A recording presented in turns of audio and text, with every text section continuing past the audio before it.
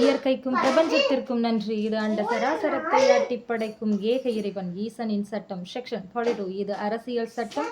சீமான் அவர்களுக்கு விஜயலட்சுமியும் வீரலட்சுமியும் செய்த மாபெரும் குற்றம், மாபெரும் பாவம், குடும்பத்துக்கே செஞ்ச பாவம். செக்ஷன் 42. 42 வள்ளலார் அவர்களோட பாவக்கணக்கு. 8 வகையான நல்குணங்கள். திருவள்ளுவர் சொன்ன மாதிரி அன்பு, கருணை, இரக்கம், பெரியா இருந்தாலும் சாதாரணமாக ஏற்றுக்கிற மனப்பக்குவம், இந்த மாதிரியான 8 வகையான நல்குணங்கள். சவுண்டு 72 சவுண்டு என்னோட எண் நம்பர். பாசிட்டிவான சத்தம் மட்டும்தான் கேட்கணும். நான் அது அந்த மாதிரி தான் நான் என்னோட மைண்ட் செட்டில் வந்து அதை ஃபிக்ஸ் பண்ணி வச்சுருக்கேன். சவுண்டுன்றது பாசிட்டிவான சத்தம் மட்டும்தான் இனிமேல் வந்து இயற்கையில் கேட்கணும், இறை சட்டத்தில் இப்படி தான் இருக்கணும் அப்படின்ட்டு. ஏதோ ஒரு சூழ்நிலையில் ஏதோ ஒரு காரணத்தால் சின்ன சின்ன தவறுகள் நடக்க தான் செய்யும். அது ஒரு வருட காலம் வந்து அந்த வழி வந்து விஜயலட்சுமி அவர்களுக்கு இருக்கலாம்.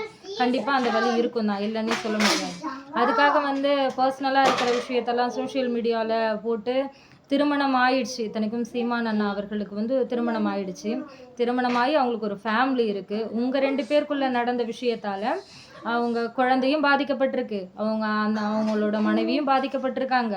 அது இல்லாமல் சுற்றி இருக்க சூழ்நிலையும் வந்து அதிகமான பாதிப்பு அடைஞ்சிருக்காங்க. அதுக்கு நடுவில் சீமான் அண்ணா அவர்கள் வந்து பயந்துக்கிட்டு 50,000 கொடுக்குறேன் அப்படின்ற மாதிரி கூட விஜயலட்சுமி அவர்கள் சொன்னாங்க. ஏன் வந்து அவர் வந்து 50,000 கொடுக்கணும்? யோசிச்சு பார்க்கணும் இல்லையா? உங்கள் 2 பேர் கூட பர்சனலாக நடந்தது, பர்சனலாக தான் முடியணும். அதை சோஷியல் மீடியாவில் போட்டு தன்னோட அதை வந்து பப்ளிசிட்டி பண்ணி எல்லாருமே பார்க்குற அளவுக்கு அசிங்கப்படுத்தி தன்னைத்தானே அசிங்கப்படுத்தி வந்து விஜயலட்சுமி அவர்கள் தான். அதுக்கும் சீமான் அண்ணா 50,000 ரூபாய் கொடுக்கறதுக்கும் என்ன சம்பந்தம் அப்படின்னு பார்த்தா, ஒரு 2 லட்ச ரூபாய் வந்து விஜயலட்சுமி அவர்கள் வந்து சீமான் அண்ணா கொடுக்கலான்னு எனக்கு தோணுது. ஏன்னா உங்கள் 2 பேருக்குள்ளே நடந்த அந்த விஷயம் பர்சனலாக நடந்த ஒரு சாதாரண ஒரு விஷயம் தான் அது என்னை பொறுத்தளவுக்கு. அந்த விஷயத்த அவங்க ஒய்ஃபு, அவங்களோட குழந்தைங்க, சுற்றி இருக்க சொந்தக்காரங்களுக்கெலாம் தெரிகிற மாதிரி, எல்லாருக்குமே தெரிகிற மாதிரி அசிங்கப்படுத்தின காரணத்தால் மாதமான 2 லட்ச ரூபாய் சீமான் அண்ணாக்கு தரலாம், விஜயலட்சுமி அவர்கள் தரலாம். ஏன்னா இது மிகப்பெரிய தண்டனை இல்லையா? அது வந்து எல்லாருக்குமே வந்து ஒரு வயசில் நடக்கிற சின்ன சின்ன விஷயத்தெல்லாம் வந்து சோஷியல் மீடியாவில் போட்டு தன்னைத்தானே அசிங்கப்படுத்தி அதனால் அவங்களோட வாழ்க்கையும் பாதித்து, அது இல்லாமல் நல்லா வாழற அவரோட வாழ்க்கையும் பாதிக்கிறதுக்கு காரணம் வந்து விஜயலட்சுமி அவர்கள். அதே மாதிரி சீமான் அண்ணா வந்து பெண்களை தெய்வமாக பார்ப்பார். இந்த தவறுக்காக வந்து சீமான் அண்ணா வந்து குறை சொல்லிட முடியாது, சரிங்களா? அவர் வந்து தன்னோட மனைவியை கூட ஒரு இன்டர்வியூலேயோ எதுலேயோ வந்து கூப்பிடும் பொழுது கூட என்னோட குலதெய்வம், என்னோட சாமின்னு அவங்களோட மனைவியை கூப்பிடுவார். அப்படி இருக்கும்போது அவர் வந்து பெண்களை எப்படி தரக்குறைவாக நடத்துவார்?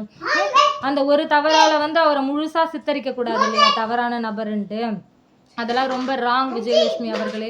அதே மாதிரி வீரலட்சுமி அவர்கள் வந்து வீரலட்சுமி விஜயலட்சுமி ரொம்ப பேர் நல்லா இருக்குல்ல 2 பேருக்கும். வீரலட்சுமி அவர்கள் வந்து ஏதோ சொல்லியிருப்பாங்க, பாலியல் தொந்தரவு கொடுத்தாருன்ட்டு. பாலியல் தொந்தரவுனா ஐயோ என்னை விடுங்க, வற்புறுத்தாதீங்க, நான் வரமாட்டேன், என்னால் முடியாது, என்னை காப்பாற்றுங்க அப்படின்னு சொன்னாதான் பாலியல் தொந்தரவு, சரிங்களா? அதையும் தாண்டி விருப்பப்பட்டு ஒரு சில விஷயங்கள்லாம் நடக்குதுன்னா அது பாலியல் தொந்தரவாக இருக்காது இல்லையா? பாலியல் தொந்தரவுனா எப்படி இருக்கும்? என்னை விட்டுருங்க, என்னை காப்பாற்றுங்க, என்னால் முடியாது, இதுக்கு மேலே அப்படி இருக்கிறது தான் பாலியல் தொந்தரவு. தேவையில்லாமல் வாயில் வந்த வார்த்தையெல்லாம் வந்து வீரலட்சுமி அவர்கள் அசால்ட்டாக சொல்லிட்டு போயிடக்கூடாது. என்னை பொறுத்தளவுக்கு அவர் பண்ண தப்பு ஒரு வருட காலம்தான் வழி. மனதளவில் வந்து அவர் மனநோயாளியாக ஆயிருக்காங்கன்ட்டு ஒரு வீடியோலேயே அதுலேயே பேட்டிலேயே ரொம்ப வருஷத்துக்கு முன்னாடி சொல்லியிருப்பார். அப்போ சீமான் அவர்கள் செஞ்சது தப்புன்னு சொல்லுவேன். அதே மாதிரி பணத்துக்கு இம்பார்ட்டன்ட் கொடுக்கலன்ட்டு விஜயலட்சுமி அவர்கள் சொல்லியிருக்கீங்க.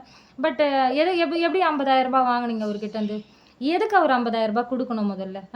அந்த மாதிரிலாம் கொடுக்கக்கூடாது இல்லையா? சுற்றி இருக்கவங்க எல்லாருமே விஜயலட்சுமி அவர்களால் பாதிக்கப்பட்டிருக்காங்க அப்படின்னா விஜயலட்சுமி அவர்கள் தான் சீமான் அவர்களுக்கு 2 லட்சம் கொடுக்கணும்.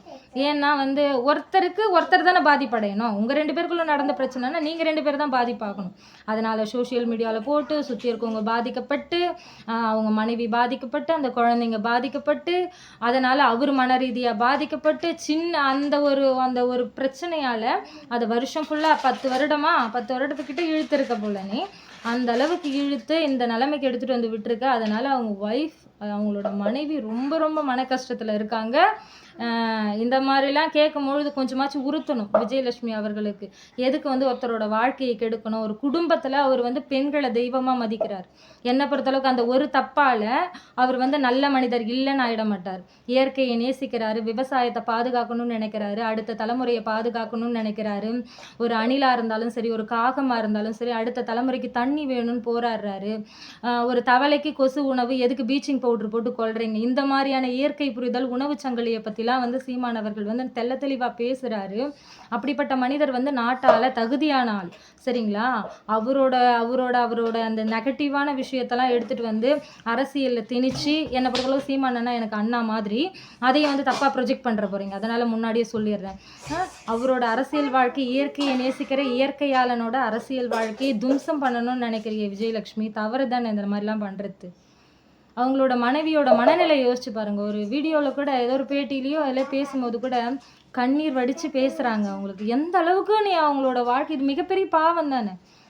அந்த ஒரு தவறால் யார் வாழ்க்கையில் நடக்கலை தப்பு?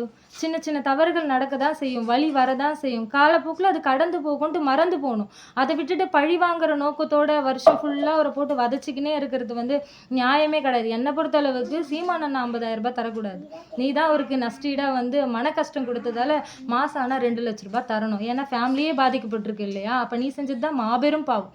செக்ஷன் 42 பாவ கணக்குப்படி விஜயலட்சுமி அவர்கள் தான் செஞ்சது மாபெரும் பாவம். அதையும் தாண்டி வீரலட்சுமி அவங்க பாலியல் தொந்தரவு கொடுத்துருக்கீங்கன்ட்டு அவர் மேலே தேவையில்லாமல் வீண் பழியை வர போட்டிருக்கீங்க. பாலியல் தொந்தரவுன்னா எப்படி தெரியுமா? ஐயோ காப்பாற்றுங்க, என்னை விடுங்க, விட்டுருங்க, யாருனா இருக்கீங்களா, என்னை வந்து பிடிங்க, எனக்கு விருப்பம் இல்லை, வலுக்கட்டாயமாக என்னை இழுத்து பிடிச்சி பண்ணுறாங்க, அதுக்கு பேர் தான் பாலியல் தொந்தரவு. அப்படி பேசுகிறதுக்கு பேர் தான், அப்படி கத்துறதுக்கு பேர் தான் பாலியல் தொந்தரவை கண்டி.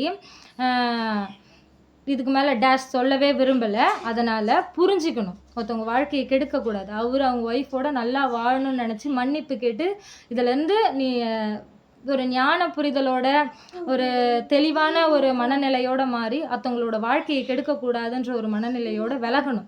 இனிமே வந்து போடக்கூடாது. ஏன்னா செக்ஷன் 42 பாவ கணக்கில் விஜயலட்சுமி அவர்கள் செஞ்ச பாவம் வந்து சீமான் அவர்களுக்கு மாபெரும் பாவம், சரிங்களா? மாபெரும் பாவம். அதனால் வீரலட்சுமி அவர்கள் தேவையில்லாமல் வந்து சீமான் அவர்களோட அரசியலை பாதிக்கக்கூடாது. ஏன்னா அடுத்த தலைமுறை நல்லா இருக்கணும், இயற்கை நல்லா இருக்கணும், இயற்கை பாதிப்படையக்கூடாது. ஏன் குழந்தை நல்லா வாழணும், அதே மாதிரி தான் அவரோட குழந்தைங்களும் நல்லா வாழணும். இது வச்சுக்க அதெல்லாம் யோசித்து தயவு செஞ்சு இனிமேல் சீமான் அவர்களை பற்றி தப்பாக போடாதீங்க. மெயினாக அவங்களோட மனைவி ரொம்ப மனதளவில் புண்பட்டுருக்காங்க. அவங்க மனைவிக்கு ஒன்றையும் சொல்கிறேன், இதெல்லாம் ஒரு விஷயமே கிடையாது, இதெல்லாம் ஒரு சாதாரண விஷயந்தான். அதனால் இதெல்லாம் அசால்ட்டாக எடுத்துங்க. இதுவும் கடந்து போகும், இதுவும் மறந்து போகும். ஒரு பெண்ணை வந்து கடவுளாக பார்க்குறாரு, உங்களை தெய்வமாக பார்க்குறாரு. ஒரு இன்டர்வியூவில் கூட என் குல தெய்வம், என் சாமின்னு கூட சொல்லியிருப்பார்.